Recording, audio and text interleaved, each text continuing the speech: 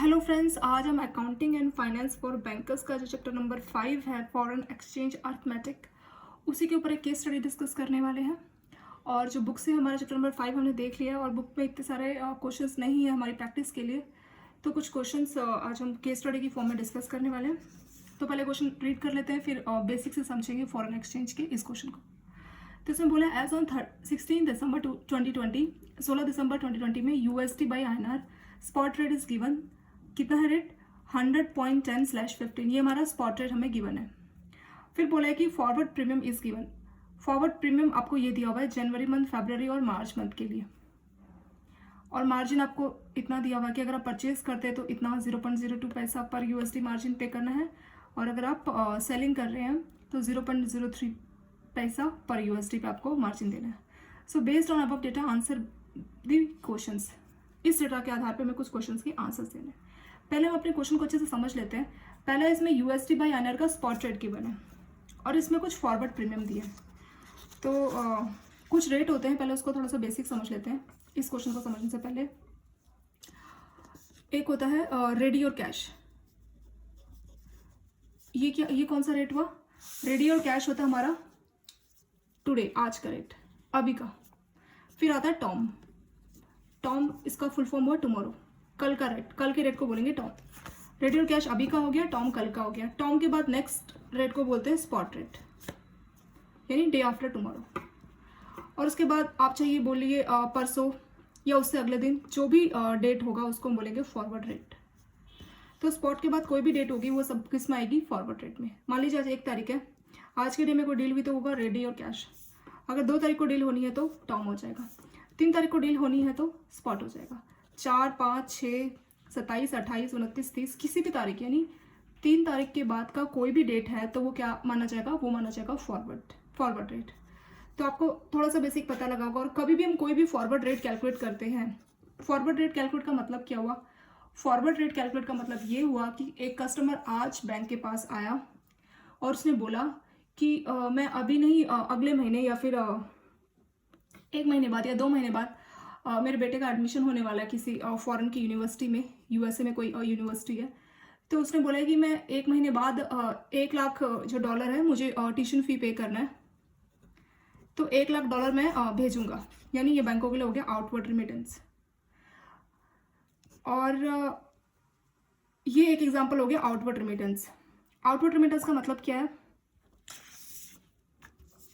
Outward remittance को समझने से पहले एक बेसिक और समझ लेते हैं बैंकों के लिए, कि बैंकों के लिए बाइंग कब होगा और सेलिंग कब होगा।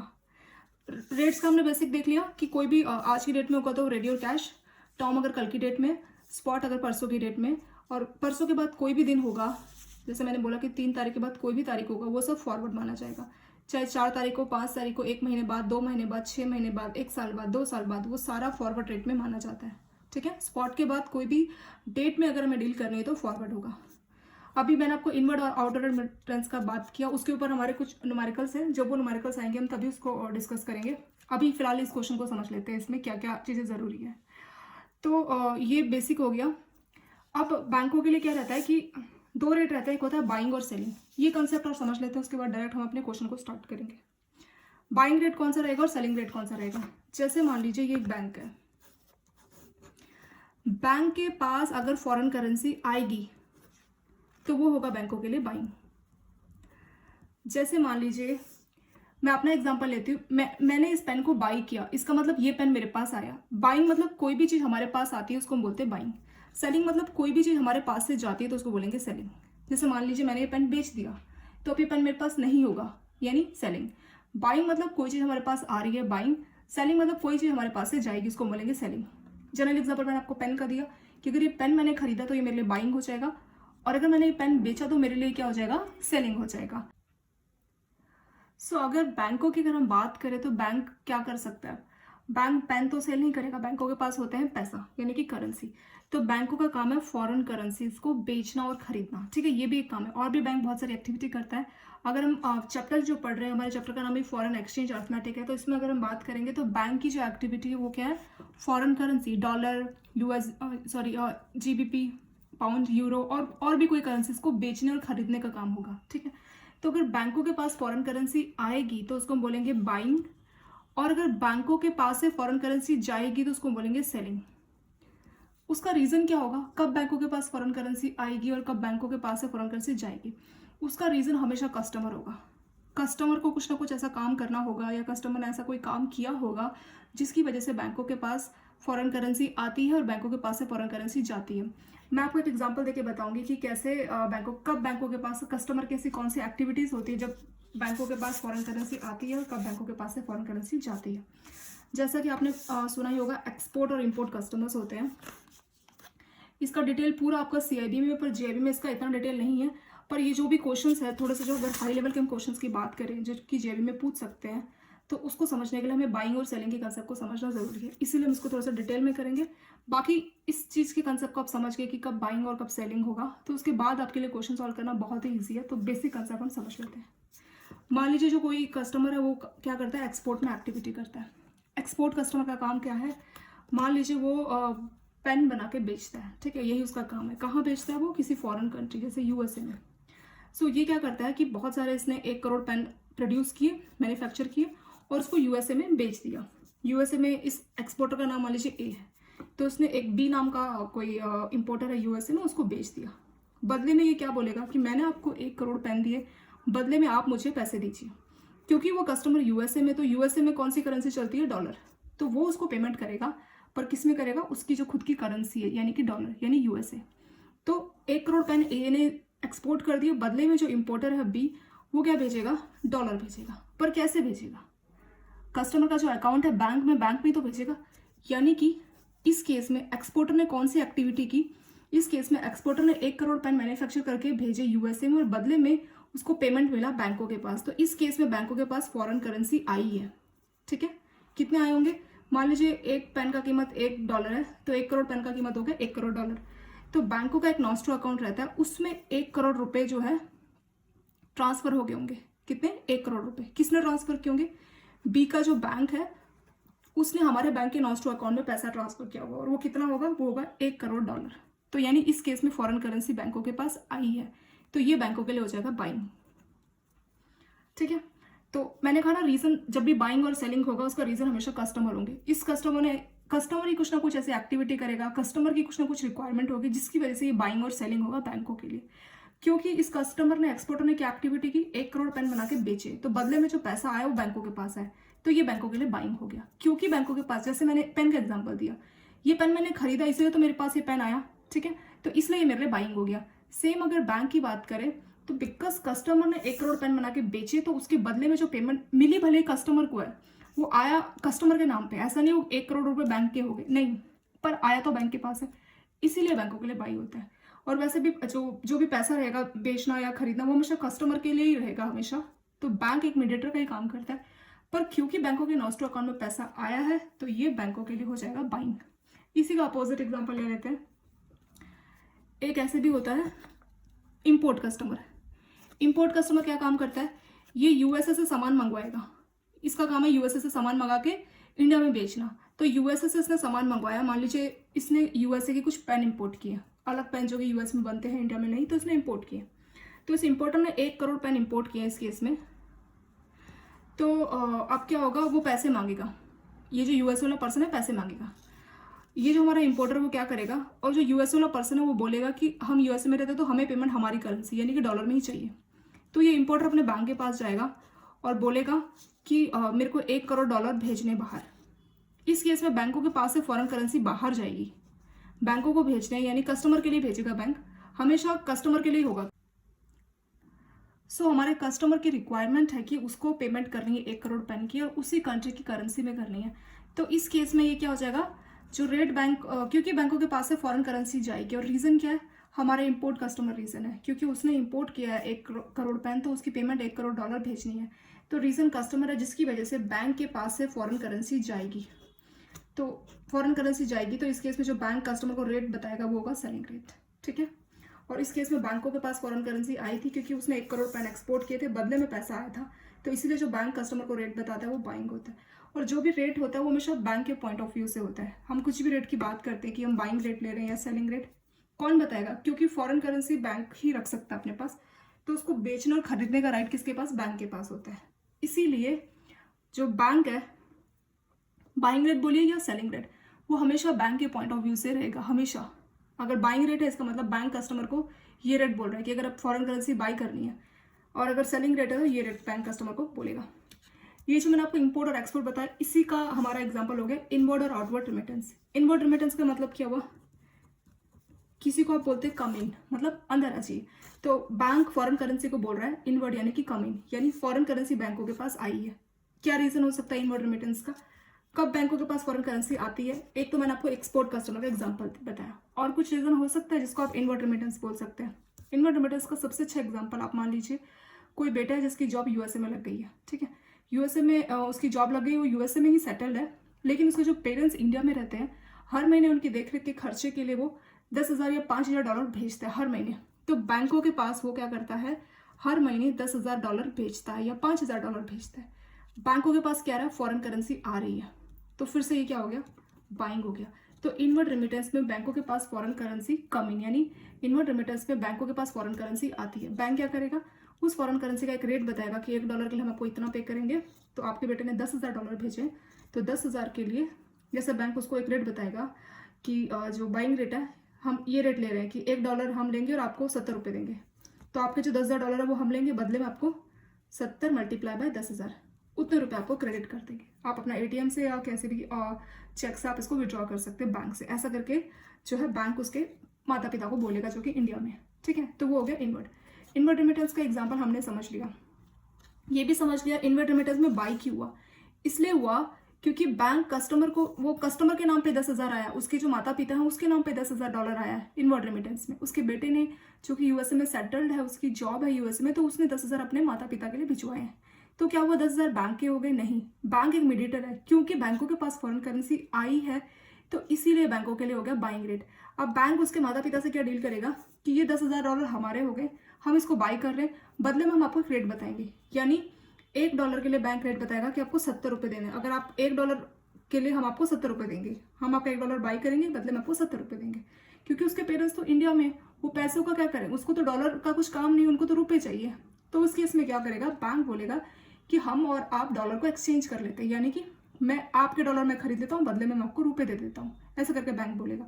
तो इस केस में जो इनवर्ड है बाइंग रेट होगा, उसके माता पिता को बैंक एक बाइंग रेट बोलेगा कि $1 के लिए हम आपको 70 रुपये देंगे, आपके बेटे ने $10,000 दिए, तो 10,000 मल्टीप्लाई बाय 70, इतना रुपये हम आपको दे देंगे, और बदले में आप इन $10,000 को ये बैंकों के हो गए, ठीक है। तो इस तरह से बाइंग ट्रांजेक्शन होती है इनवर्ड में। इसका जस्ट अपोजिट एक होता है आउटवर्ड। आउटवर्ड रेमिटेंस मतलब बैंकों के पास से पैसा जाएगा। इसका एक रीजन क्या है, अभी हमने देखा था इंपोर्ट कस्टमर क्या किया, उसने 1 करोड़ पेन मंगवा लिए, बदले में पेमेंट देनी है। पेमेंट यूएसए वाला बोल रहा है 1 करोड़ मुझे मेरी करेंसी यानी डॉलर में देना है, उसके पास तो पैसे हैं, रुपए हैं, यानी कि उसके अकाउंट में रुपए में है। तो बैंक को बोलेगा आप एक काम कीजिए, कि मेरे जो रुपए हैं आप इसको डॉलर में कन्वर्ट करके भेज दीजिए।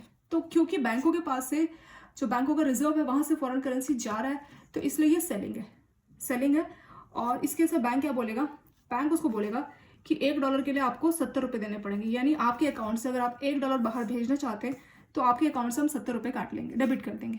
आपको कितने भेजने हैं, उसने बोला मुझे $1,00,000 भेजने हैं या $1 करोड़ भेजने हैं, तो $1 के लिए आपको 70 रुपये देना है। तो $1 करोड़ के लिए कितने देने पड़ेंगे, 1 करोड़ मल्टीप्लाई बाय 70 रुपये, तो जितना भी अमाउंट आएगा उतना रुपये कस्टमर के अकाउंट से डेबिट हो जाएंगे, और बदले में वो जो 1 करोड़ रुपये है बैंक अपने रिजर्व से, वो जो जितना भी पैसा आया बैंक उसको अपने पास रखेगा, और बदले में बैंक के पास जो रिजर्व रहेगा उसमें से 1 करोड़ रुपये बाहर भेज देगा उस यूएसए को जिसने इसको 1 करोड़ पेन भेजे थे, ठीक है। तो इसमें बैंकों के पास से जो बैंकों का जो रिजर्व है वहां से फॉरेन करेंसी चला गया, तो इसलिए इसको क्या बोलते हैं, सेलिंग बोलते हैं। सेल मतलब बैंकों ने अपनी फॉरेन करेंसी कस्टमर को बेच दी और कस्टमर ने क्या किया, उस पैसे को बाहर भेजने को बोला, वही तो हुआ एग्जैक्टली। सेलिंग में बैंक ने कैसे अपनी करेंसी सेल की, बैंक ने एक रेट बोला कि $1 आपको चाहिए तो 70 रुपये देना पड़ेगा। कस्टमर ने कहा ठीक है, तो कस्टमर ने बोला लेकिन मेरे को $1 करोड़ भेजने हैं, तो बैंक ने बोला ठीक है $1 के लिए आपको 70 रुपये देने पड़ेंगे, $1 करोड़ भेजने के लिए 1 करोड़ मल्टीप्लाई बाय 70, तो इतने रुपए आपको हमें देने पड़ेंगे, बदले में हम आपका जो $1 करोड़ है वो बाहर भेज देंगे। तो इतने रुपए बैंक कस्टमर के अकाउंट से करेगा डेबिट, और 1 करोड़ रुपए बाहर उसके जो यूएसए वाला इंपोर्टर था जिसका नाम बी हम मान लेते हैं, तो उसके अकाउंट में $1 करोड़ क्रेडिट हो जाएगा, ठीक है। इस तरह से जो है ये हो गया हमारा इंपोर्ट का। तो इसमें फॉरेन करेंसी चला गया, तो इसलिए इसको सेलिंग रेट बोलते हैं कि इसमें सेलिंग रेट इन्वॉल्व होगा। एक ऐसे ही इसको एक और भी तरह से बोल सकते हैं आउटवर्ड। आउटवर्ड मतलब किसी को बोलते हैं ना गेट आउट, मतलब बाहर चाहिए, तो यानी कि बैंक फॉरेन करेंसी को बोल रहा है बाहर जाइए। क्या रीज़न हो सकता है आउटवर्ड का? एक और रीज़न बताइए। इसका दूसरा रीज़न हो सकता है कि उसके माता पिता इंडिया में है और उसके बेटे का कॉलेज है जो कि यूएसए में, ठीक है। अब कॉलेज यूएसए में तो कॉलेज का फ़ी पे करना पड़ता है। मान लीजिए हर महीने मेंटेनेंस का कुछ चार्ज है, उसका खाने पीने का, जहाँ भी हॉस्टल में वो रह रहा है उसका जो भी खर्चा है, तो उसके लिए हर महीने इस बार क्या कर रहे हैं, पेरेंट्स इंडिया से $10,000 भिजवा रहे हैं, पर पेरेंट्स के पास डॉलर नहीं है। तो वो क्या करेंगे, पेरेंट्स बोलेंगे बैंकों के पास जाके कि हमारे बेटे को हर महीने $10,000 जो है भेजने हैं, क्योंकि उसका यूएसए में कॉलेज है और हर महीने उसको 10,000 खर्चे के लगते हैं, $10,000। तो बैंक बोलेगा ठीक है, $1 के लिए हमें आपके अकाउंट से ₹70 डेबिट करना है, आपकी रिक्वायरमेंट है $10,000, ठीक है। तो इस केस में बैंक क्या करेगा, 70 मल्टीप्लाई बाय 10,000, आपकी रिक्वायरमेंट है $10,000, तो $1 के लिए आपको हमें ₹70 देने पड़ेंगे। $10,000 के लिए 10,000 मल्टीप्लाई बाय 70, तो कितना हो गया, ये 7 लाख हो गया। तो बैंक क्या करेगा, हर महीने उसके माता पिता के अकाउंट से 7 लाख रुपए करेगा डेबिट। चलिए हर महीने छोड़िए, अगर एक ही बार आ रहा है कस्टमर की, इस महीने भेज दीजिए। तो इस महीने क्या करेगा, बैंक ने बोला $1 का ₹70 लगेगा, तो $1 के लिए तो 70 है, लेकिन भेजना कितना है, $1 नहीं भेजना। अगर $1 भेजना होता तो ₹70 ही डेबिट होते और $1 उसके बेटे के अकाउंट में चला जाता, पर $1 से काम नहीं चलेगा, $10,000 की जरूरत है। तो ठीक है, 10,000 को 70 से मल्टीप्लाई करेंगे, आ जाएगा 7 लाख। तो उसके माता पिता के अकाउंट से 7 लाख रुपए डेबिट करेगा बैंक, उस 7 लाख को अपने पास रखेगा, और बैंकों के पास जो रिजर्व रहेगा फॉरेन करेंसी का, डॉलर का, अपने रिजर्व से $10,000 बाहर भेज देगा उसके बेटे के अकाउंट में, यूएसए में जो बेटा है। तो इसको बोलते हैं आउटवर्ड रेमिटेंस। आई होप आपको इनवर्ड और आउटवर्ड रेमिटेंस का मतलब समझ में आया होगा। कई बार क्वेश्चन में डायरेक्ट ये टर्म रहती है, फिर क्वेश्चन रहता है कि इनवर्ड रेमिटेंस और आउटवर्ड। इनवर्ड में क्या होगा, मैंने प्रॉपर आपको स्टोरी से बताया कि इनवर्ड में बेटे की जॉब लग चुकी है और वो हर महीने अपने बूढ़े माता पिता को कुछ पैसे भेज रहा है, तो भेज रहा है बैंक के पास, तो बैंकों के पास हर महीने फॉरेन करेंसी आ रहा है, तो इसीलिए जैसे कहते हैं ना कम इन, मतलब फॉरेन करेंसी बैंकों के पास आ रहा है, इसलिए नाम है इनवर्ड। इस केस में क्या हो रहा है, आउटवर्ड, यानी कि फॉरेन करेंसी जा रहा है, बेटा अभी पढ़ रहा है और उसकी हर महीने की मेंटेनेंस का, उसके खर्चे का, उसके हॉस्टल फी का या उसकी किताबों का जो खर्चा है, उसके लिए $10,000 हर महीने बैंकों को भेजना है। क्योंकि बैंकों के पास से फॉरेन करेंसी जा रही है तो उसको बोलते हैं आउटवर्ड रेमिटेंस। तो रीज़न क्या रहेगा, रीज़न हमेशा कस्टमर और उसकी रिक्वायरमेंट रहेगी, उसी के हिसाब से बैंक एक रेट बताता है और अपने जो फॉरेन रिजर्व है उसको या तो जमा करता है। जमा करना मतलब कस्टमर के नाम पे इतना $10,000 आया तो बैंक ने बोला ये हम रखेंगे, $1 के लिए हम आपको ₹70 देंगे, $10,000 के लिए आपको 70 मल्टीप्लाई बाय 10,000 यानी कि 7 लाख रुपए आपके अकाउंट में क्रेडिट कर देंगे, ठीक है। और अगर आउटवर्ड रहेगा तो बैंक बोलेगा कि आपके अकाउंट से हम 7 लाख डेबिट करेंगे और हम अपने पास से 10,000 रुपये आपके बेटे अकाउंट में भेजेंगे। तो ये बेसिक एग्जांपल हो गया इनवर्ड और आउटवर्ड रेमिटेंस का। और बाइंग और सेलिंग आपको समझ में आया होगा कि बैंक जब भी इनवर्ड रेमिटेंस रहेगा तो बैंक के कस्टमर को एक बाइंग रेट बोलेगा। क्यों? क्योंकि बैंक ही तो उसकी फॉरेन करेंसी बाई कर रहा है। अगर मान लीजिए 10,000 आता है, बेटा जॉब कर रहा है और 10,000 भेज रहा है, बैंक उसके माता पिता को बोलेगा 10,000 रुपये रखिए, $10,000 रखिए। वो क्या करेंगे डॉलर का इंडिया में तो नहीं चलेगा, बैंकों को बाई करना पड़ेगा और कस्टमर को रुपये देना पड़ेगा। इसीलिए जो इनवर्ड रेमिटेंस है बैंक हमेशा बाई करता है। और आउटवर्ड में क्या है, पैसा बाहर भेजना है। तो कस्टमर बोल रहा है 7 लाख रुपए, तो 7 लाख रुपए बैंकों को क्या करना पड़ेगा, कस्टमर को डॉलर सेल करना पड़ेगा। तो बाइंग और सेलिंग ये जो है फॉरेन करेंसी के हिसाब से कि फॉरेन करेंसी बाई हो रही है और फॉरेन करेंसी सेल हो रही है। इस केस में बैंक कस्टमर को बोलता है कि 10,000 हम आपको बेचेंगे लेकिन बदले में आपको हमें 7 लाख देना पड़ेगा। इसमें बोलता है इनवर्ड में कि हम आपको 7 लाख देंगे, बदले में आपके $10,000 हमें देने पड़ेंगे। तो दोनों केसेस में क्या होगा, बैंक फॉरेन करेंसी बाई करेगा तो बाइंग रेट हो गया जो कि इनवर्ड में होता है, और सेल करेगा जो कि आउटवर्ड रेमिटेंस में होता है। चलिए बहुत सारा बेसिक हो गया बाई और सेल का। अब डायरेक्ट क्वेश्चन पे आते हैं। और जैसे मैंने आपको बताया था, कोई भी आपको फॉरवर्ड रेट स्पॉट के बाद से कोई भी डेट है वो हमेशा क्या होती है, फॉरवर्ड होती है। चाहे चौथा दिन, 5वां दिन, 1 महीना, 3 महीना, 5 महीना, 1 साल, वो सब फॉरवर्ड रेट कैलकुलेट होगा। और फॉरवर्ड रेट हमेशा स्पॉट रेट को बेसिक बन के चलता है। तो जो भी स्पॉट रेट है उसमें ही जो है 1 मंथ का फॉरवर्ड या 2 महीने का फॉरवर्ड वो ऐड होता है। तो स्पॉट रेट के हिसाब से ही कैलकुलेशन की जाती है। आप क्वेश्चन रीड कर लेते हैं। इसमें आपको क्या दिया, स्पॉट रेट इसमें पूछा कि आपसे पहला क्वेश्चन है what is a forward purchase rate for February 2021। तो हमें क्या दिया हुआ है, हमें बोला अगर किसी कस्टमर को मान लीजिए फरवरी में कुछ परचेज करना हो, फरवरी में बैंकों को कस्टमर को फॉरवर्ड परचेज रेट बताना, बाइंग रेट बताना हो February 2020 में, तो क्या रेट बताएगा, ये सारा डेटा दिया है। तो मैंने कहा था कोई भी फ्यूचर, ये डेटा किसका है, ये जो स्पॉट रेट है ये दिसंबर 2020 का है, और जो भी है 2021 का ही है कि जनवरी 21 का ये प्रीमियम है, फरवरी का ये प्रीमियम है, मार्च का प्रीमियम है।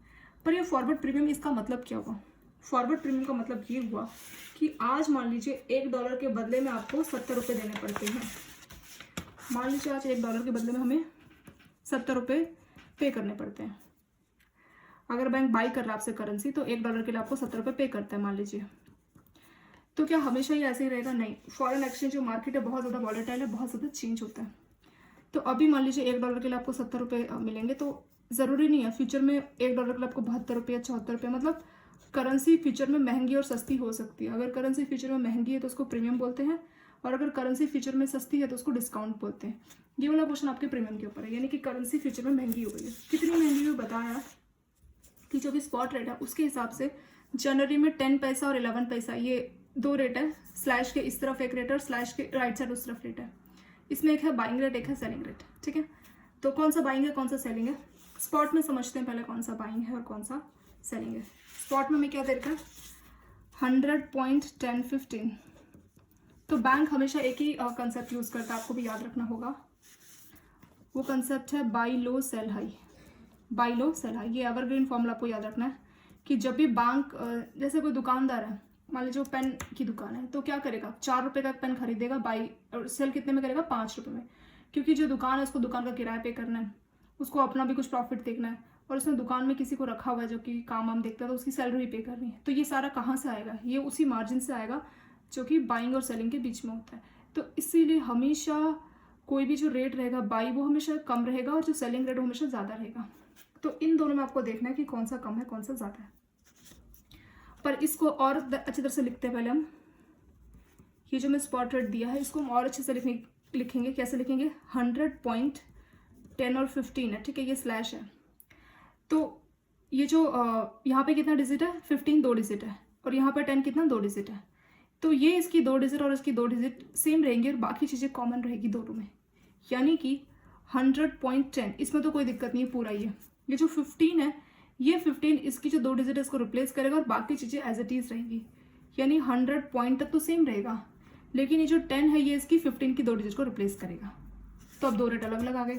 इसमें से छोटा कौन सा है? 100.10 और 100.15 में से छोटा ही है। तो क्या कहा था? बाई लो, यानी लोअर। तो ये वाला हो जाएगा हमारा बाई रेट और ये हो जाएगा हमारा सेलिंग रेट।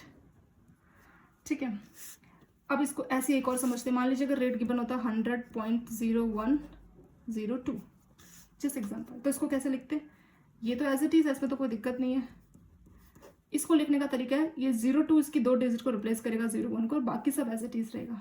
सो 100.02। इसमें एक बाइंग होगा और एक सेलिंग रेट होगा। So by low sell high, तो ये छोटा है तो ये हो जाएगा बाई रेट, और ये बड़ा है तो ये क्या हो जाएगा? Selling rate. ठीक है, 100.01 छोटा है तो इसलिए बाई हो जाएगा, और 100.02 बड़ा है तो ये सेलिंग हो जाएगा। इस हिसाब से जो है रेट को देखा जाता है। और कैसे देखा जाता है? मान लीजिए अगर ऐसे होता कि 100.013 और यहाँ पे होता 016 जिस एग्जाम्पल, तब इसको कैसे लिखते हैं? कितनी डिजिट है? 3 डिजिट है। ये इसकी 3 डिजिट को रिप्लेस करेगा, तो क्या हो जाएगा? 100.013 तो एज इट इज रहेगा, लेकिन ये जो 016 3 डिजिट है ये इसकी 3 डिजिट को रिप्लेस करेगा और बाकी सब सेम रहेगा। सो 100.016 ऐसे आ जाएगा। तो इसमें छोटा कौन सा? ये, तो ये हो जाएगा बाइंग रेट और ये हो जाएगा सेलिंग रेट। आई होप आपको जो बेसिक है बाइंग रेट और सेलिंग रेट का मतलब समझ में आया होगा। बाई लो सेल हाई, तो जो भी छोटा रेट है वो बाई होगा और जो बड़ा रेट है वो सेलिंग रेट होगा। ठीक है, ये आपको हमेशा याद रखना है। तो यहाँ पर भी हमें क्या करना है? परचेज का मतलब क्या होता है? परचेज हो गया बाइंग, और सेलिंग तो सेलिंग ही हमारा। तो बोला है कि फॉरवर्ड परचेज मतलब फॉरवर्ड मतलब 1 महीना बाद, 2 महीना बाद, तो फरवरी 2021 बोल रहा है। तो इसीलिए ये जो स्पॉट रेट है वो दिसंबर का दिया और फरवरी वाले की बात कर रहा है, तो इसलिए फॉरवर्ड हो गया। मैंने कहा ना स्पॉट के बाद से कोई भी डेट, तो स्पॉट तो हमारे दिसंबर की बात हो रही है 16 दिसंबर, तो उसके बाद से कोई भी डेट, कौन सी डेट है वो? फरवरी 2021, तो उसके बाद की डेट है, क्योंकि ये दिसंबर 2020 और ये फैब 2021 की बात कर रहा है, अगले साल 2 महीने बाद की बात कर रहा है, तो इसीलिए फॉरवर्ड हो गया। परचेज है, परचेज का मतलब होता है बाई। अब हमें इसमें क्या करना है? स्पॉट से मैंने कहा कि कुछ भी आपको फ्यूचर का डेट निकालना होगा उसके लिए आपको स्पॉट को तो बेसिक मानना ही पड़ेगा, तो इसीलिए हमें अपने स्पॉट में देखना है। और कौन सा बोला है? परचेज बोला है। परचेज का मतलब क्या होता है? परचेज का मतलब होता है बाई। तो इसमें जो रेट हमें गिवन है 100.10 + 15, तो इसमें इसको हमने यहाँ पे लिखा था ना 100.10/100.15, ये हमने सीख लिया था। इसमें कौन सा बाई रेट है हमारा, छोटा कौन सा है 100.10 और 100.15, ये छोटा है, so by low sell high, तो जो छोटा है वो बाई रेट होगा, तो बाई रेट हो गया 100.10, ठीक है। तो इसीलिए स्पॉट रेट हमने जो लिया है, दो थे ना 10 और 15 वाले, तो हमने कौन सा लिया 100.10, क्योंकि परचेस वाला क्वेश्चन पूछा हमसे कि व्हाट इज फॉरवर्ड परचेस, और हमने इसमें जो स्पॉट रेट है उसका अपना बाई रेट ले लिया। अब हमें क्या करना है, हमें फॉरवर्ड कैलकुलेट करना है, कौन से मंथ के लिए, फरवरी 2021 के लिए। तो हमें देखना पड़ेगा कि फरवरी महीने में जो हमारी करेंसी है वो कितनी है, प्रीमियम में है डिस्काउंट में, तो गिवन है प्रीमियम में। अगर ये गिवन नहीं होता तो हमें कैसे पता लगता है ये प्रीमियम में डिस्काउंट है, उसका भी एक तरीका है। मान लीजिए यहाँ पे लिखा ही नहीं होता, बस लिखा होता कि forward rate for months are given below, और यहाँ प्रीमियम वर्ड ही नहीं होता, तब हम कैसे समझते हैं। तब समझने का दूसरा तरीका ये है कि हमें इसका ऑर्डर देखना पड़ेगा। ऑर्डर मतलब कैसे दिया हुआ है, 10-11 दिया है, फिर 20-21 दिया है, फिर 30-32 दिया है। तो ये कौन सा ऑर्डर है, 10-11 इंक्रीजिंग ऑर्डर में, फिर 20 और 21 भी इंक्रीजिंग ऑर्डर में, 30 और 32 इंक्रीजिंग ऑर्डर में। तो हमने देखा कि स्लैश के लेफ्ट वाला और स्लैश के राइट वाले में जो ऑर्डर है, लेफ्ट वाला छोटा है, राइट वाला बड़ा है, ऐसे ऑर्डर चल रहा है, यानी इंक्रीजिंग ऑर्डर में। क्योंकि ये इंक्रीजिंग ऑर्डर में तो उसका मतलब ये प्रीमियम में है। तो अगर यहाँ प्रीमियम नहीं भी लिखा होता, इसको देख के भी हम बता देते कि प्रीमियम में, कैसे 10 से 11, 20 से 21, 30 से 32, तो देख के पता लगा ना ये प्रीमियम में। एक होता है डिस्काउंट, लिखा ना हो फिर भी मैं पता लग जाए डिस्काउंट में, तो कैसा पता लगेगा। मान लीजिए रेट ऐसे गिवन होता है 11-10, 20-18, 30-28। मान लीजिए इस तरह से रेट होता है कि जनवरी का ये रेट है, फरवरी का ये रेट है और मार्च का ये रेट है आपका। इसको देख के बताइए ये क्या है, प्रीमियम है डिस्काउंट में। तो ऑर्डर देख लीजिए, 11 से 10 डिक्रीजिंग ऑर्डर, 20 से 18 फिर से डिक्रीजिंग, 30 से 28 डिक्रीजिंग। क्योंकि ये डिक्रीजिंग ऑर्डर में है तो इसलिए ये डिस्काउंट में हो गया। डिस्काउंट का पहला जो लेटर है वो डी है और डिक्रीजिंग ऑर्डर का भी डी है, तो इससे हमें आइडिया लग गया कि अगर डिक्रीजिंग ट्रेंड होगा 11-10, 20-18, 30-28, 50-48, इस तरह से अगर डिक्रीजिंग ट्रेंड है तो डिस्काउंट में होगा, ठीक है। और अगर इंक्रीजिंग ट्रेंड है 10-11, 20-21, 30-32 इंक्रीजिंग ट्रेंड है तो ये प्रीमियम में। तो हमें क्वेश्चन में चाहे लिखा हो प्रीमियम या ना लिखा हो, या डिस्काउंट लिखा हो ना लिखा हो, उसको देख के हमें पता लग जाना चाहिए कि ये किस में। तो यहाँ देखिए क्या है 10-11, 20-21, तो जनवरी मंथ में करेंसी प्रीमियम में। प्रीमियम का मतलब क्या हुआ, प्रीमियम मतलब कुछ भी जो चीज़ प्रीमियम में होती है तो उसका मतलब वो हाई अच्छी मानी जाती है। कुछ भी चीज़ जो डिस्काउंट में उसको माना जाता है कि हाँ, जैसे दुकान वाला बोलता है कि हम आपको डिस्काउंट देंगे। डिस्काउंट मतलब इसका कीमत, तो मान लीजिए एक सूट आप खरीदने जा रहे हैं, उसने बोला कि है तो इसका कीमत 1000, पर हम आपको 100 रुपये का डिस्काउंट देंगे। यानी कीमत भले ही सूट की 1000 रुपये, लेकिन वो आपको 100 का डिस्काउंट देगा, आपसे 900 रुपये लेने वाला है। ये होता है डिस्काउंट का मतलब। सेम चीज़ यहाँ पे भी डिस्काउंट। अगर डिस्काउंट में करेंसी है तो हम क्या करेंगे, जिस भी मंथ की बात की जा रही है उस मंथ पे जो भी रेट है बाई या सेलिंग, वो हम अपनी रिक्वायरमेंट के हिसाब से लेंगे। क्योंकि अगर डिस्काउंट की बात की जा रही है तो हम अपने स्पॉट रेट में से डिस्काउंट को हमेशा क्या करते हैं, माइनस करते हैं। उससे हमें उस मंथ का जो फॉरवर्ड रेट है, चाहे जैन फरवरी है, उस मंथ का फॉरवर्ड रेट मिलता है। इस लाइन को रिपीट कर लेते हैं कि अगर करेंसी फ्यूचर में किसी भी मंथ की जो करेंसी वो डिस्काउंट में, कैसे पता लगेगा डिस्काउंट में, हम देख चुके हैं। अगर डिक्रीजिंग है 11, 10, 20, 18, ये डिक्रीजिंग है तो यानी ये डिस्काउंट में। अगर करेंसी फ्यूचर के किसी भी मंथ में डिस्काउंट में है और हमें उस मंथ का फॉरवर्ड रेट निकालना है तो हम क्या करेंगे, जो भी हमारा स्पॉट रेट गिवन होगा, ये भी मैंने आपको कहा था कि फॉरवर्ड मतलब फ्यूचर के किसी भी मंथ का रेट निकालना है, उसके लिए जो बेसिक है वो तो हमारा स्पॉट रेट है ही है। तो स्पॉट रेट में हम क्या करेंगे, जिस भी मंथ की बात की जा रही है उस रेट को हम क्या करेंगे, माइनस कर देंगे। इससे हमारा उस मंथ का फाइनल रेट आ जाएगा। ये तो बात होगी डिस्काउंट की। अगर हम बात करें प्रीमियम की, यानी अगर हमारी करेंसी प्रीमियम में है, जैसे 10, 11, 20, 21 प्रीमियम में, हमें किसी भी एक मंथ का रेट निकालना है तो हम क्या करेंगे, हम अपने स्पॉट रेट में उस वाला जो प्रीमियम का जो रेट है उसको ऐड कर देंगे। इससे हम उस मंथ का जो फाइनल फॉरवर्ड रेट है वो कैलकुलेट कर सकते हैं। इसको फिर से रिपीट करते हैं। अगर करेंसी प्रीमियम में है और हमें किसी मंथ का निकालना है, जैसे फरवरी, जैसे जैन का दिया है, ये फेब का, ये मार्च का, मान लीजिए मुझे मार्च का पूछ रहा है, क्या पूछ रहा है, परचेज है या सेल है, वो भी देखना पड़ेगा कि क्या पूछ रहा है, कि परचेज रेट निकालिए सेल, क्योंकि यहाँ दो रेट गिवन है, परचेज भी है सेल भी है। ऐसे फरवरी का परचेज भी है सेल भी है, वैसे जैन का परचेज या बाई बोलिए, बाई भी है सेल भी, दोनों रेट है। क्या किसकी बात कर रहा है तो वो क्वेश्चन में गिवन रहेगा, ठीक है। तो हम क्या करेंगे, स्पॉट रेट में उसको ऐड कर देंगे अगर हमारी करेंसी प्रीमियम में, और डिस्काउंट में तो माइनस कर देंगे। डिस्काउंट नाम सुन के आपको याद रहेगा, डिस्काउंट मतलब माइनस करना है, और प्रीमियम मतलब कोई चीज़ जो प्रीमियम क्वालिटी की है तो उसका रेट हमेशा ज़्यादा ही रहेगा, तो इसलिए उसको प्लस करना है। ये सिर्फ याद रखने के लिए कि किस में प्लस और किस में माइनस होगा, वो तरीका है, ठीक है। तो अभी हमने अपना स्पॉट रेट देख लिया कितना है, 100.10। हमने ये 10 क्यों लिया, 15 वाला क्यों नहीं लिया, वो भी हमने 2 मिनट पहले समझा था, क्योंकि ये हमें क्वेश्चन में पूछ रहा है परचेस बताइए। परचेस मतलब होता है बाई रेट, और बैंक क्या कंसेप्ट करता है, बाई लो सेल हाई। क्योंकि ये जो छोटा रेट है वो बाई रहता है, इसीलिए हमने ये 10 वाले को लिया, 15 वाले को नहीं लिया, ठीक है। तो स्पॉट रेट आ गया हमारा 100.10, 100.10 आ गया स्पॉट रेट। अब क्या पूछा, फरवरी 2021 के लिए हमें फॉरवर्ड रेट निकालना है। अभी फरवरी 2021 में कितना क्या था, फरवरी 2021 में 20-21 था, तो इंक्रीजिंग ट्रेंड में यानी ये प्रीमियम में, क्योंकि प्रीमियम में तो हमें ऐड करना पड़ेगा। पर कौन सा लेंगे, ये 20 लेंगे 21 लेंगे, उसको देखने के लिए हमें अपने स्पॉट वाले को देखना पड़ेगा। स्पॉट में हमने कौन सा लिया था, 100.10 लिया था, 15 लिया था, हमने 10 लिया था, यानी लेफ्ट वाला लिया था, स्लैश के इधर वाला लेफ्ट वाला लिया था।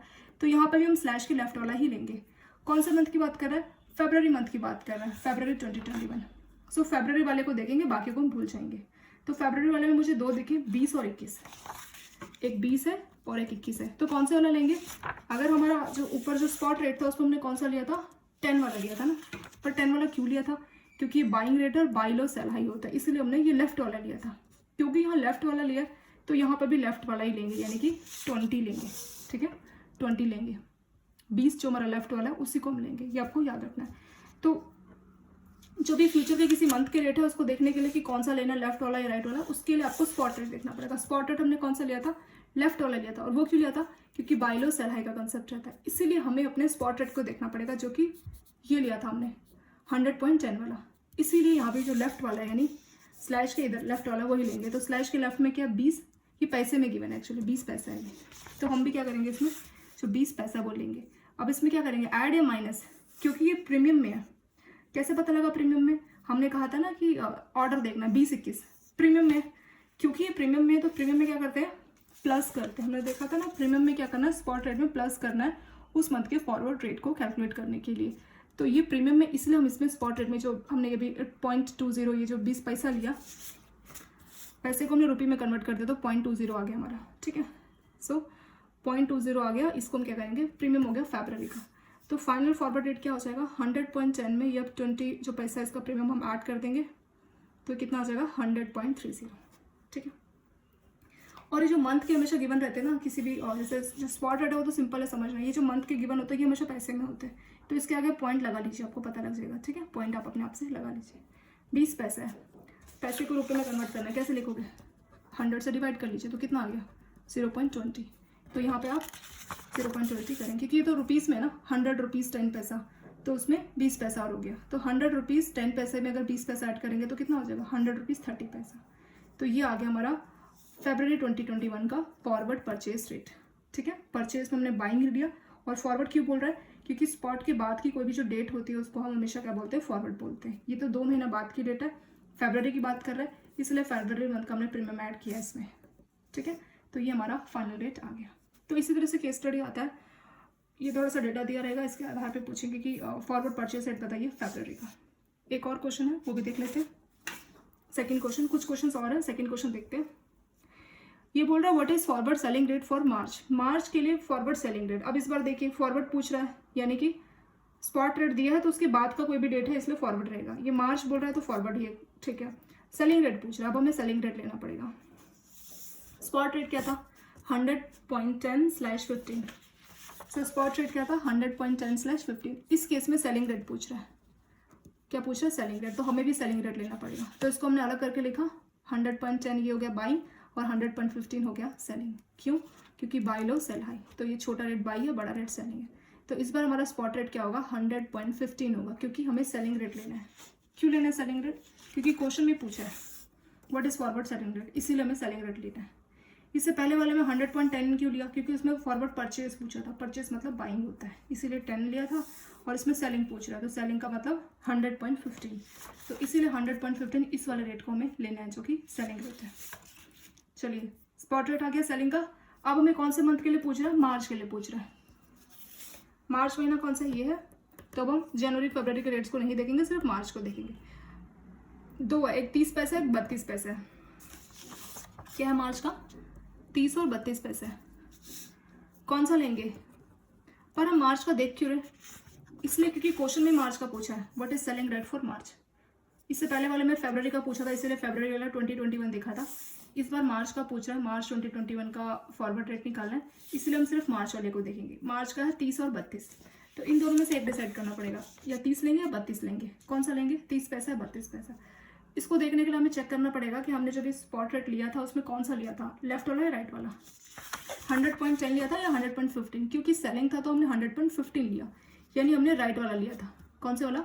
राइट वाला, वही तो लिखा ना हमने 100.15, तो हमने राइट वाला लिया, इसीलिए 30 और 32 में जो राइट है वही वाला लेंगे, इधर वाला 32 लेंगे, ठीक है। 32 पैसा। यहाँ पे क्या लिया था हमने? 100.15, पर ये राइट वाला हमने लिया क्यों था? इसीलिए क्योंकि बाय लो सेल हाई, और इसमें सेल की बात की जा रही है, तो सेलिंग रेट हाई है जो कि बड़ा है, दोनों में से बड़ा कौन सा? ये है, तो इसीलिए हमने ये रेट लिया। इसी वजह से हम क्या कर रहे हैं, स्पॉट रेट हो गया 100.15। अभी मार्च महीने के लिए पूछ रहा है फॉरवर्ड सेलिंग रेट क्या होगा, तो मार्च महीने के लिए जो हमारा डेटा क्या गिवन है, 30 और 32, तो 30 और 32 में से कौन सा लेंगे? 30 पैसा या 32 पैसा? उसके लिए हमें अपना स्पॉट रेट देखना पड़ेगा। स्पॉट रेट कौन सा वाला लिया था? लेफ्ट वाला या राइट वाला? राइट वाला लिया था ना, 100.15 राइट साइड है, इधर है स्लैश के राइट में, तो इस बार भी हमें स्लैश के राइट वाला लेना पड़ेगा। तो स्लैश ये है, इसके राइट में क्या है? 32 पैसा, तो हम क्या लेंगे? 32 पैसा। 32 पैसे को रुपीज़ में कन्वर्ट कर लीजिए तो कितना आ जाएगा? 0.32 रुपये, ऐसा करके लिख लेंगे। प्लस करेंगे माइनस, ये भी प्रीमियम में है। कैसे पता लगा प्रीमियम में? ऑर्डर देख लीजिए, 30-32 इंक्रीजिंग ऑर्डर यानी प्रीमियम। प्रीमियम में हो तो हमेशा प्लस करना है। क्या करना है? प्लस करना है। इसीलिए हमारा जो स्पॉट रेट है उसमें इसको प्लस कर देंगे। 100 रुपीज़ 15 पैसे में अगर हम 32 पैसे को ऐड कर देते हैं तो कितना आ जाएगा? 100 रुपीज़ 47 पैसा। तो ये क्या आ गया हमारा? फॉरवर्ड सेलिंग रेट आ गया मार्च महीने के लिए। यानी किसी को अगर मार्च महीने में बुकिंग करानी हो, सेलिंग रेट चाहिए हो, तो बैंक ये रेट बताएगा, ठीक है। अगर $1 बैंक किसी को सेल करेगा मार्च महीने में, तो बोलेगा कि $1 के लिए आपको 100 रुपीज़ 47 पैसा हमें देना पड़ेगा, ऐसा रेट बैंक कस्टमर को बोलेगा। 2 क्वेश्चन हो गए, तीसरा देख लेते हैं। What is a forward purchase rate for January 2021 after consideration of margin. इसमें बैंक अपना मार्जिन की भी बात कर रहा है कि आप बताइए फॉरवर्ड परचेज रेट क्या रहेगा मार्जिन को मिला के। किस महीने की बात कर रहा है? जनवरी 2021 की बात कर रहा है, और मार्जिन को भी मार्जिन को मिलाने की भी बात कर रहा है कि मार्जिन को भी कंसिडर कीजिए। क्या करेंगे इसका सॉल्यूशन देख लेते हैं। इसका सॉल्यूशन क्या रहेगा? इसके लिए पहले हमें देखना पड़ेगा क्या बाई रेट है, सेलिंग रेट है। जो स्पॉट है वो क्या लेना पड़ेगा? फॉरवर्ड परचेज पूछ रहा है, तो परचेज का मतलब क्या होता है? परचेज का मतलब होता है बाई, तो हमें बाई रेट देखना पड़ेगा। तो कहाँ है क्वेश्चन? ये है। तो 100.10 यहाँ भी देख सकते हैं, इस टेबल में लिखा हुआ था 100.10 और 15, तो बाई रेट कौन सा है? ये 100.10। तो हम क्या करेंगे? अपना स्पॉट में बाई रेट ले लेंगे, क्योंकि फिर से परचेज और बाई वाले रेट का बात कर रहा है तीसरे क्वेश्चन में। सो 100.10 हमने रेट ले लिया। कितना इसमें रेट? स्पॉट रेट आ गया हमारा 100.10, ये समझ में आ गया। अब कौन सा मंथ की बात कर रहा है? ये बात कर रहा है जनवरी 21। तो पहले हम 2021 महीने का रेट निकाल लेते हैं। ये तो मैं स्पॉट रेट दिसंबर का दिया ना, जनवरी का निकालना पड़ेगा। तो जनवरी का क्या रेट है? 10-11। तो हम फरवरी और मार्च को इग्नोर कर देंगे, बस ये जो 10-11 इसी को देखेंगे, ठीक है। तो क्या देखना है? 10-11, ये हमारा जनवरी का रेट है। 10 पैसा और 11 पैसा। कौन सा लेंगे? ये वाला, ये वाला।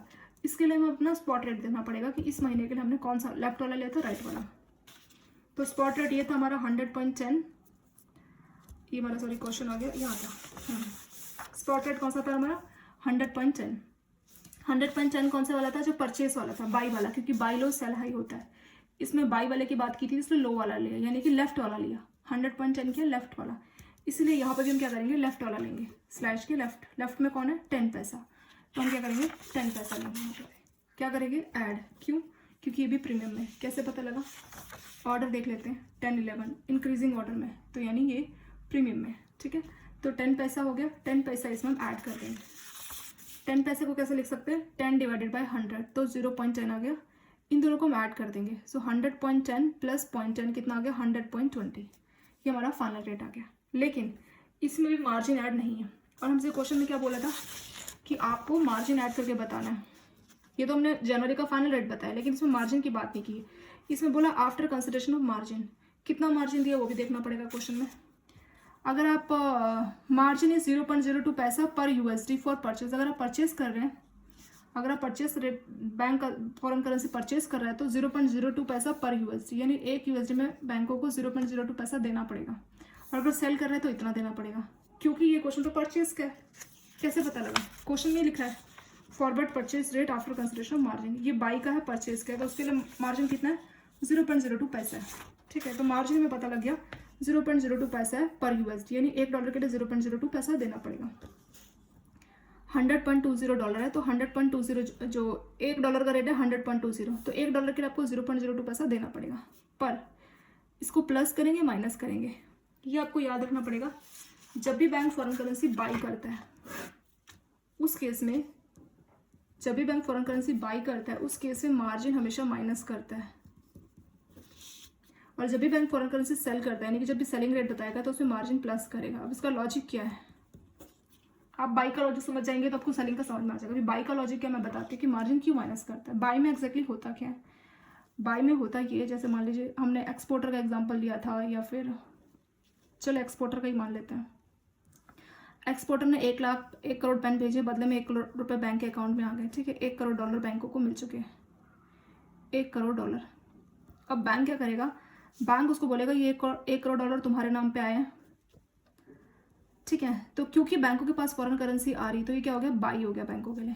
क्यों बाई हो गया, क्योंकि बैंक $1 करोड़ अपने पास रखेगा, खुद को उसको बाई करेगा, मतलब बैंकों के पास अपने, और बदले में उस $1 करोड़ को रुपये में कन्वर्ट करके एक्सपोर्टर के अकाउंट में रुपये में भेज देगा, पैसा इसमें ट्रांजेक्शन होगा। ठीक है, अब उसमें हो क्या रहा है, बैंक अपना कुछ मार्जिन भी रखना चाहेगा। मान लीजिए बैंक ने उसको कस्टमर को बोला कि $1 के लिए आपको $70 मिलेंगे, तो आपके $1 करोड़ के लिए 1 करोड़ मल्टीप्लाई बाय 70, उतने रुपये आपके अकाउंट में क्रेडिट हो जाएंगे। बैंक ने अपना मार्जिन नहीं लिया और बैंक ने बोल दिया $1 पे आपको $70, तो 1 करोड़ मल्टीप्लाई बाय 70, उतने रुपये कस्टमर के अकाउंट में कर दिए क्रेडिट। फिर बैंक को याद आया कि हमारा मार्जिन का क्या हुआ, हमें अपना मार्जिन भी कस्टमर से मांगना चाहिए। सो बैंक कस्टमर को दोबारा कॉल करता है कि एक्सपोर्टर को बोलता है कि सॉरी हम अपना मार्जिन लेना भूल गए थे, आप अब हमारा मार्जिन भी दे दीजिए। तो कस्टमर बोलेगा नहीं अभी फाइनली सेटलमेंट हो चुकी है, अभी आप मार्जिन की बात मत कीजिए। ऐसा करके एक्सपोर्टर उसको रिप्लाई कर सकता है। तो बैंक क्या करते हैं, ऐसा कुछ भी इस टाइप की प्रॉब्लम्स ना आए, क्योंकि बैंक लाखों करोड़ों कस्टमर से डील करते हैं, इस तरह की परेशानी ना आए, क्योंकि अगर एक बार पैसा चला गया तो वापस आना बहुत मुश्किल है। तो तरीका क्या अच्छा है कि जो भी रेट बता रहे हैं, मान लीजिए बैंक ने बोला $1 के लिए $70 हम आपको पे करेंगे, यानी आपके नाम पे जो भी ना पैसा आया तो $1 के लिए हम आपको $70 देंगे। तो बैंक क्या करता है, अपना मार्जिन भी अब इसमें प्लस करेगा माइनस करेगा, खुद से सोचिए। क्योंकि अगर बैंक ने मान लीजिए $70 में से बोला कि $1 हमारा मार्जिन है, तो $1 मार्जिन के कर लीजिए तो कितना हो गया 69। तो बैंक बोलेगा $1 के लिए हम आपको $70 देते हैं, लेकिन बैंकों का एक रुपये का मार्जिन भी हम इसमें से माइनस करेंगे, तो $1 के लिए आपको सिर्फ 69 रुपीज़ मिलेंगे। 69 को $1 के लिए 69 रुपये कस्टमर के अकाउंट में क्रेडिट होंगे, और कस्टमर के नाम पे आए $1 करोड़। सो 1 करोड़ मल्टीप्लाई बाय 69, तो उतने रुपए कस्टमर के अकाउंट में क्या हो जाएंगे, क्रेडिट हो जाएंगे। तो बैंकों को अब कस्टमर से मांगने की जरूरत नहीं है। पहले क्या किया था, बैंक ने 70 मल्टीप्लाई बाय 1 करोड़ उतने रुपए कस्टमर के अकाउंट में क्रेडिट कर दिए थे। बैंक ने कस्टमर से बोला कि हम अपना $1 का मार्जिन लेना भूल गए, तो कस्टमर ने बोला नहीं अभी डील हो गई है। तो बैंक क्या करते हैं, जो भी रेट बताता है उसमें अपना मार्जिन पहले से माइनस कर लेगा। अपना मार्जिन माइनस करने के बाद एक रेट बताएगा, उसी रेट के हिसाब से मल्टीप्लाई करके अमाउंट क्रेडिट करेगा। ठीक है, ये ठीक वैसी बात होगी जैसे मान लीजिए आप कुछ, क्योंकि इसमें बैंक क्या कर रहा है, फॉरेन करेंसी खरीद रहा है, बाई कर रहा है। तो जब भी आप कुछ खरीद रहे हैं और आप कोई एक रेट बता रहे हैं, तो उसमें आप ये भी कोशिश करेंगे, जैसे कोई दुकानदार मान लीजिए वो कुछ खरीद रहा है, तो किसी से वो खरीदेगा तो अपना मार्जिन लेके तो ऐड करके तो उसको कंसिडर करेगा। जैसे मान लीजिए अगर बैंक कस्टमर को पूरे $70 दे देता और अपने मार्जिन की बात ही नहीं करता, बैंकों को तो मार्जिन चाहिए, क्योंकि बैंक भी जो फॉरेन करेंसी में डील कर रहा है तो उसको अपना फायदा भी चाहिए। तो बैंक अपना मार्जिन तो चाहता है, लेकिन एक बार अगर पैसा चला गया तो बैंकों को तो वापस मिलना नहीं। तो बैंक क्या करेगा, अपना मार्जिन पहले से माइनस कर लेगा। मतलब जो पैसा देने वाले हो आप पहले से आप माइनस कर लीजिए। अक्सर ऐसे होता है कि जो कस्टमर है बैंक में डीडी बनाने आता है, तो बैंक क्या करता है, कस्टमर के अकाउंट से मान लीजिए उसको 1 लाख का डीडी बनवाना है, और मान लीजिए कमीशन उसमें $100 का होगा जिस एग्जाम्पल, तो बैंक कस्टमर से 1 लाख प्लस 100, क्योंकि उसमें पैसा क्या करना है, भेजना है। ये तो सेलिंग हो गया। खैर बाइंग के केस में क्या रहेगा कि जो भी रेट कस्टमर के अकाउंट में आने वाला है उसमें से बैंक अपने से क्रेडिट करेगा, तो बैंक अपना जो मार्जिन है उसको पहले से साइड कर लेगा, यानी कि सबट्रैक्ट कर लेगा। इसीलिए बाई के केस में मार्जिन हमेशा सबट्रैक्ट होता है। सेलिंग में मार्जिन प्लस की हो रहा है। सेलिंग में क्या होगा, सेलिंग का एग्जाम्पल हो गया इम्पोर्ट कस्टमर। सेलिंग में होता क्या है, सेलिंग में होता ये है कि कोई भी इम्पोर्ट कस्टमर है जो कि सामान बना के इंडिया में ला रहा है, सॉरी वो यूएसए से सामान मंगा रहा है, बदले में उसको पेमेंट भेजनी है। तो बैंक को बोलता है कि मेरे को $1 करोड़ की पेमेंट करनी है। तो बैंक बोलेगा ठीक है, $1 के लिए हम आपके अकाउंट से $70 को डेबिट कर लेंगे, लेकिन आपको कुछ हमें मार्जिन भी पे करना पड़ेगा। हम आपके लिए सर्विस दे रहे हैं तो आपको मार्जिन पे करना पड़ेगा। तो बैंक इसमें क्या करेगा, जो $70 डेबिट करना है उसमें ₹1 का मार्जिन ऐड कर देगा, बोलेगा नहीं हम अपने मार्जिन की अगर बात करें तो उसको मिला ₹1 मार्जिन मिला लीजिए तो ₹71, यानी अगर आप $1 बाहर भेजना चाहते हो तो आपको ₹71 देने पड़ेंगे, और अगर आप $1 करोड़ भेजना चाहते हो तो 1 करोड़ मल्टीप्लाई बाई 71, उतने रुपये आपके अकाउंट से हम डेबिट कर लेंगे और बाहर भेज देंगे। क्योंकि बैंक इसमें कस्टमर के अकाउंट से डेबिट कर रहा होता है तो बैंक अपना मार्जिन भी डेबिट करेगा, और इसमें कस्टमर के अकाउंट में भेज रहा होता है तो पहले से अपना मार्जिन साइड कर लेगा और फिर कस्टमर के अकाउंट में क्रेडिट करेगा। तो यही डिफरेंस आ जाता है बाई और सेलिंग में। बाई में जो फाइनल का जो कस्टमर का अकाउंट है वो क्या हो रहा होता है, क्रेडिट हो रहा, कस्टमर को पैसा मिल रहा होता है क्योंकि बैंक ने उसकी फॉरेन करेंसी खरीद ली और बदले में बैंक उसको पैसा दे रहा है, तो कस्टमर का अकाउंट क्रेडिट होने वाला है। अगर एक बार क्रेडिट हो गया तब बैंक बाद में मार्जिन मांगेगा तो कस्टमर बोलेगा अभी तो हो गया, आपको नहीं मिलेगा, हमारा सेटलमेंट हो चुका है। तो बैंक क्या करता है, कस्टमर बाई के केस में कस्टमर का अकाउंट क्रेडिट होने वाला होता है तो बैंक पहले से $1 के लिए ₹70 पर अपना जो मार्जिन है पहले से साइड कर लेगा ₹1, तो बोलेगा नहीं $69 $1 के लिए हम आपको क्रेडिट करेंगे, और आपके नाम पे $1 करोड़ आए तो 1 करोड़ मल्टीप्लाई बाय 69, उतने रुपए हम आपको क्रेडिट करेंगे। क्योंकि बाई में क्रेडिट हो रहा होता है, कस्टमर के पास पैसे आ रहे होते हैं, तो बैंक पहले से अपना मार्जिन साइड करके माइनस करके जो रेट है बता के फिर क्रेडिट करता है, इसीलिए बाई के केस में मार्जिन हमेशा माइनस होगा। सेलिंग में क्या हो रहा था, सेलिंग में हो रहा होता है कस्टमर का अकाउंट डेबिट। क्यों, क्योंकि कस्टमर ने मंगवाया सामान, बदले में करनी है पेमेंट करनी है डॉलर में, और डॉलर में मान लीजिए $1 करोड़ की पेमेंट उसको करनी है, किसको, कस्टमर को। उसके पास तो डॉलर नहीं है, बैंक के पास आया, बैंक ने बोला ठीक है $1 बाहर भेजना चाहते हो तो ₹70 दो, उसने बोला ठीक है मेरे अकाउंट से डेबिट कर लो, पर बैंक ने बोला मार्जिन भी देना पड़ेगा, उसने बोला कितना, बैंक ने बोला ₹1, तो कितना हो गया ₹71, यानी अगर आप $1 बाहर भेजना चाहते हैं तो हम आपके अकाउंट से ₹71 डेबिट कर लेंगे। तो कस्टमर ने बोला मेरे को $1 करोड़ भेजने हैं, तो बैंक ने बोला ठीक है 1 करोड़ मल्टीप्लाई बाय ₹71, उतने रुपये हम आपके अकाउंट से कर लेंगे डेबिट। तो इसीलिए सेलिंग के केस में कस्टमर का अकाउंट डेबिट हो रहा होता है, इसलिए बैंक क्या करता है अपना जो कमीशन है वो भी उसमें से पहले से जो डॉलर का जो कीमत जो बैंक भेजने वाला वो तो करेगा डेबिट, साथ में अपना जो कमीशन है वो भी डेबिट करेगा। तो मिला के बैंक जो है फाइनल रेट बोलेगा कि $1 के लिए आपको ₹71 देने पड़ेंगे, तो $1 के लिए ₹71 डेबिट करेगा, और जितना भी भेजना है 1 करोड़ 1 लाख जितनी भी रिक्वायरमेंट है उसको 71 से मल्टीप्लाई कर देगा। ठीक है, तो फाइनल बात क्या हुई, बाई में हमेशा मार्जिन माइनस हो जाता है और सेलिंग में हमेशा मार्जिन प्लस हो जाता है, और उसका जो लॉजिक है वो हम काफ़ी देर से डिस्कस कर रहे हैं कि सब क्यों होता है। रीज़न यही है, बाई में कस्टमर का अकाउंट क्रेडिट होने वाला होता है क्योंकि बैंकों को फॉरेन करेंसी मिलने वाली होती है, बैंक फॉरेन करेंसी रख लेता है, बदले में कस्टमर को क्रेडिट कर देता है, पर बैंक अपना मार्जिन पहले से, क्योंकि बैंक की सर्विस दे रहा है तो बैंक अपना मार्जिन पहले से माइनस कर लेता है। सेलिंग में जैसे उसका अपोजिट होता है, सेलिंग में होता क्या है कि कस्टमर का अकाउंट डेबिट होने वाला होता है तो बैंक अपना कमीशन भी डेबिट कर लेगा, इसलिए अपने कमीशन को मिला के जो रेट है वो बोलते हैं। ठीक है, तो सेलिंग में हमेशा मार्जिन प्लस करते हैं और बाई में हमेशा मार्जिन माइनस करते हैं, आपको याद रखना पड़ेगा। इस केस में क्या हुआ, ये जो तीसरा क्वेश्चन था क्या था, फॉरवर्ड परचेस का हमने जन का निकाला आफ्टर कंसिडरेशन ऑफ मार्जिन, क्योंकि बाई क्या है तो बाई में क्या होता है मार्जिन क्या होता है माइनस होता है। अभी हमने देखा था ना बाई में क्या होता है मार्जिन माइनस होता है, तो हम क्या करेंगे, मार्जिन कितना है ये रहा कि मार्जिन है 0.02 पैसा फॉर परचेज, अगर आप परचेस करेंगे तो 0.02 पैसा मार्जिन है $1 के लिए।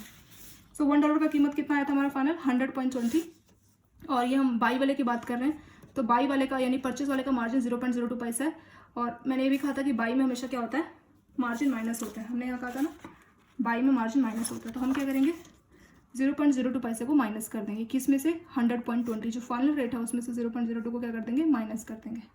100.20 में से 0.02 को माइनस किया तो कितना आ गया 100.80, ये हमारा फाइनल रेट आ गया मार्जिन के बाद। यानी ये फाइनल रेट बैंकों को कस्टमर को बोलेगा कि $1 के लिए हम आपको इतना पेमेंट करेंगे 100.18, इसमें 0.02 पैसा जो है मार्जिन का भी ऐड है। तो अगर कस्टमर के नाम पे $1 लाख आए होंगे तो 1 लाख मल्टीप्लाई बाय 100.18, इतने रुपए कस्टमर के अकाउंट में क्रेडिट हो जाएंगे। ठीक है, तीसरा क्वेश्चन भी हो गया, एक और क्वेश्चन वो भी देख लेते हैं। What is forward selling rate for what is a forward selling rate for Jan 2021 after consideration of margin given? तो बोल रहा है कि जनवरी 2021 का फॉरवर्ड सेलिंग रेट बताइए और मार्जिन भी कंसिडर करके बताइए। ठीक है, इसकी शुरुआत भी हम वहीं से करेंगे स्पॉट रेट स्टार्टिंग से।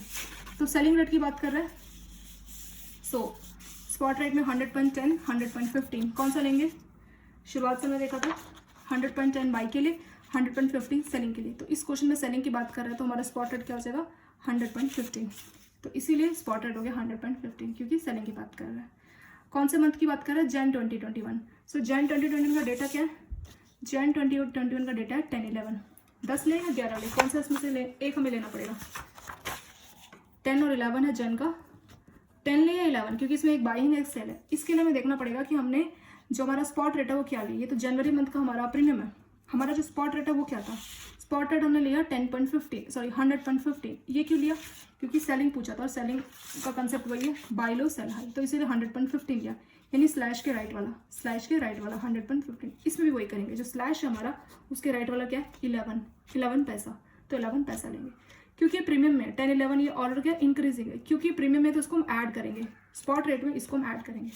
सो 100.15 प्लस ये जो 11 पैसा हमने जनवरी मंथ का रेट लिया, जन की बात की थी ना क्वेश्चन में, इसीलिए इसको हम ऐड करेंगे। सो कितना आ जाएगा 100.26। तो ये आपका आ गया forward selling rate for January. पर इसमें एक लाइन और ऐड की है, आफ्टर कंसिडरेशन ऑफ मार्जिन। तो अब हमें मार्जिन भी देखना पड़ेगा, कितना मार्जिन है, सेलिंग रेट है, सेलिंग रेट के लिए कितना मार्जिन है, 0 मार्जिन इज 0.02 पैसा फॉर परचेज या बाइंग और 0.03 पैसा फॉर सेलिंग। ये सेलिंग है तो मार्जिन है 0.03 पैसा पर डॉलर, यानी $1 के लिए बैंक अपना 0.03 पैसा मार्जिन लेगा। ठीक है, ये परसेंट नहीं है, ये पैसे में 0.03 पैसा। और इसमें क्या करेंगे, जो भी हमारा रेट आया कितना है 100.26 और जो हमारा मार्जिन है कितना है 0.03, प्लस होगा माइनस होगा। ये हमने काफ़ी देर पहले 5 मिनट पहले बहुत देर तक डिस्कस किया था कि बाई में हमेशा मार्जिन माइनस होता है और सेलिंग में मार्जिन प्लस होता है। ये हमने अच्छे से डिस्कस किया था 5 मिनट अच्छे से। तो सेलिंग में हमेशा मार्जिन प्लस होता है, उसका रीज़न मैंने आपको बताया था। तो सेलिंग है इसलिए मार्जिन को हमें प्लस करना पड़ेगा। जो हमारा फाइनल रेट निकल के आया कितना है 100.26, इसमें ये जो 0.03 मार्जिन है ऐड करना पड़ेगा, तो कितना आ जाएगा 100.29। तो ये हमारा फाइनल रेट आ गया मार्जिन के बाद। 4 क्वेश्चन हो गए। इसमें एक लास्ट क्वेश्चन और है, if the customer requested for 1 lakh USD outward remittance on 31 जनवरी, यानी कस्टमर ने बैंक से रिक्वेस्ट की है कि 31 जनवरी को 1 लाख का मेरे को आउटवर्ड रेमिटेंस कर देना। अभी इनवर्ड रेमिटेंस आउटवर्ड रेमिटेंस हमने अच्छे से देखा था। इनवर्ड में बैंक के पास फॉरेन करेंसी आती है, जैसे कम इन बोलते हैं तो इनवर्ड, और आउटवर्ड मतलब गो आउट, जैसे बोलते हैं ना बाहर जाइए, तो यानी बैंक फॉरेन करेंसी को बोल रहा है बाहर जाइए, यानी कि फॉरेन करेंसी बैंक भेज रहा है। ठीक है, इस डेट पे करना है, 31 जनवरी का हमें रेट देखना पड़ेगा। Then what amount debit from customer account, कि कितने रुपए कस्टमर के अकाउंट से डेबिट होंगे, इंक्लूड मार्जिन, मार्जिन को बताइए। तो ये हमने अभी से पहले चौथे क्वेश्चन में सॉल्व किया। एक जनवरी 2021 का जो इसमें हम बाई यूज़ करेंगे सेलिंग करेंगे। इसमें एक वर्ड लिखा आउटवर्ड, मैंने कहा था आउटवर्ड का मतलब क्या होता है, आउटवर्ड मतलब जैसे बोलते हैं ना गो आउट, यानी बाहर जाइए। तो बैंक करेंसी को बोल रहा है गो आउट, यानी बैंक के पास से करेंसी को बोल रहा है आउटवर्ड, यानी करेंसी को जाने के लिए बोल रहा है। तो कोई चीज़ आपके पास से जाती है तो आपके लिए क्या होता है सेलिंग। इनवर्ड में क्या होता है, बैंक के पास फॉरेन करेंसी आ रही है तो उसको बोलते हैं बाइंग। और आउटवर्ड रेमिटेंस में क्या होता है सेलिंग। मैंने आउटवर्ड रेमिटेंस का एग्जांपल क्या बताया था आपको, मैंने कहा था कि भी बेटा USA में पढ़ाई कर रहा है, हर महीने उसके खर्चे के लिए उसके माता पिता $10,000 भिजवाते हैं, तो बैंकों के पॉकेट से हर महीने $10,000 आउटवर्ड जाते हैं। तो वो एग्जाम्पल मैंने आपको आउटवर्ड रेमिटेंस का बताया था। या इम्पोर्ट भी बताया था मैंने, कोई इम्पोर्ट कस्टमर को पेमेंट करनी है तो बैंक क्या करेगा, कस्टमर के बिहाफ पे कस्टमर से रुपए ले लेगा, कन्वर्ट करेगा डॉलर में और उसके बिहाफ पे पेमेंट कर देगा, तो वो भी होता है आउटवर्ड रेमिटेंस। तो आउटवर्ड रेमिटेंस में हमेशा फॉरेन करेंसी बैंकों की पॉकेट से जाती है। आउटवर्ड जैसे कहते हैं गो आउट मतलब जाइए, तो बैंक किसको बोल सकता है, करेंसी को बोल सकता है जाइए, तो वो हो गया आउटवर्ड। तो क्योंकि वो बैंकों के पास से जा रहा है तो क्या हो जाएगा सेलिंग का एग्जाम्पल, सेलिंग रेट। तो इसमें सेलिंग रेट लेता है, तो हमारा वही हमने फॉरवर्ड सेलिंग रेट कैलकुलेट किया था चौथे क्वेश्चन में। किस मंथ की बात कर रहे हैं, जनवरी की, तो हमने जन के लिए कैलकुलेट किया था। आफ्टर कंसिडरेशन ऑफ मार्जिन, हमने मार्जिन को भी कंसिडर किया था, जैसे बोला ना मार्जिन, तो हमने सारा कुछ कैलकुलेट कर लिया। जनवरी का जो रेट है 100.26 आया था, मार्जिन का हमने 3 पैसा ऐड किया था 100.29, तो ये फाइनल रेट आ गया। तो बैंक कस्टमर को बोलेगा कि अगर आप $1 भिजवाना चाहते हैं तो उसके लिए आपको 100 रुपीज़ 29 पैसा हमें पे करना पड़ेगा $1 के लिए। ठीक है, तो इसको हम लाइन पे लिख लेते हैं कि अगर $1 आप भिजवाना चाहते हैं तो $1 के लिए आपको 100 रुपीज़ 29 पैसा। ये कहाँ से आया, ये चौथे क्वेश्चन में हमने अपना सॉल्यूशन किया था ना, ये क्वेश्चन नंबर 4 का हमारा आंसर है, सॉल्यूशन है। ठीक है, तो यानी $1 के लिए आपको 100.29 पैसा देना पड़ेगा। लेकिन कस्टमर को कितना भिजवाना है, आउटवर्ड रेमिटेंस कितने का करना है, $1 लाख का करना है, 1 लाख USD आउटवर्ड रेमिटेंस करना है। तो ठीक है, अगर आप $1 भिजवाना चाहते हो तो आपको 100 रुपीज़ 29 पैसा देना पड़ेगा। इसमें बैंकों का जो मार्जिन है वो भी ऐड है, पहले से बैंक अपना मार्जिन ऐड किया है। ठीक है, वो हमने सब क्वेश्चन नंबर 4 में समझ लिया था। तो यानी $1 भिजवाना चाहते हो तो आपको 100 रुपीज़ 29 पैसा देना पड़ेगा। कस्टमर बोला नहीं मुझे $1 नहीं, मुझे $1 लाख भिजवाने, तो बैंक ने कहा ठीक है, अगर आपको $1 लाख भिजवाने तो $1 लाख के लिए आपको 1 लाख मल्टीप्लाई बाय 100.29 पैसा देना पड़ेगा। तो क्या करेंगे, इस 29 का ये पॉइंट को हटा के यहाँ पे 100 आ गया, 2 0 कैंसिल होगी, तो इसको और इसको आप मल्टीप्लाई करो, यानी 1 लाख को आप 100.29 से मल्टीप्लाई करोगे तो ये वैल्यू मिलेगी। कितना है? 1,29,00,000। यानी बैंक बोलेगा कि आपको अगर $1 लाख भिजवाने तो आपको 1,29,00,000 रुपये आपके अकाउंट में रखने पड़ेंगे। तो कस्टमर बोलेगा हाँ ऑलरेडी है। बैंक बोलेगा ठीक है, फिर हम आपके अकाउंट को 1,29,00,000 रुपये से डेबिट करेंगे और बदले में $1 लाख आपके आउटवर्ड रेमिटेंस कर देंगे। कस्टमर बोलेगा ओके, इसके साथ ही डील सेटल हो जाएगी। तो बैंक क्या करेगा? कस्टमर का अकाउंट डेबिट करेगा। देखिए आउटवर्ड रेमिटेंस में हमेशा क्या होता है, कस्टमर का अकाउंट डेबिट होगा। क्यों? क्योंकि बैंक रुपये को करेगा डेबिट, फिर उसको डॉलर में कन्वर्ट कर देगा, जो कि $1 लाख आ रहा है और इसमें मार्जिन भी इंक्लूड है, ऑलरेडी बैंक का फ़ायदा भी इंक्लूड है। तो वो $1 बैंक कस्टमर के बिहाफ पे भेज देगा, तो वो हो गई आउटवर्ड रेमिटेंस। तो वही था क्वेश्चन में कि what amount debit from customer account, तो कितने रुपए डेबिट होंगे? तो कस्टमर के अकाउंट से कितने रुपए डेबिट होंगे? 1,29,00,000 रुपये डेबिट होंगे। ठीक है, तो ये हमारा आ गया फाइनल आंसर। चलिए इसके साथ आपका ये वाला क्वेश्चन कंप्लीट हुआ। इसमें 5 क्वेश्चन थे, कुछ और इसी टाइप के इनवर्ड रेमिटेंस और भी बाकी टाइप के क्वेश्चन हम आगे वाले जो पार्ट में देखेंगे। इसको एक बार देख लीजिए, रिवाइज कर लीजिए और thank you so much for watching this video.